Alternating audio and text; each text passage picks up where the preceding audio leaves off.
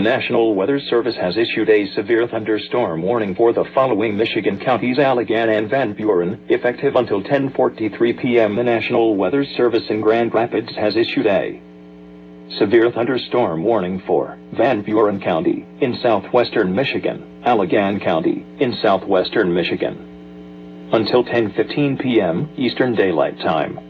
At 8:42 p.m. Eastern Daylight Time, severe thunderstorms were located along a line extending from 5 miles southwest of Saugatuck to 14 miles northwest of Stevensville, moving east at 25 miles per hour.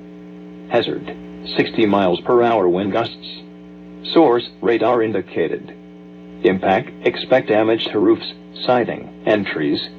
Locations impacted include Allegan, South Haven, Pampaw, Wayland, Otsego, Plainwell, Hartford, Matawan, Lawton, Bangor, Decatur, Finnville, Saugatuck, Martin, Van Buren SP, Lake Michigan Beach, Pine Grove, Covert, Ganges, Keeler. Precautionary/preparedness actions.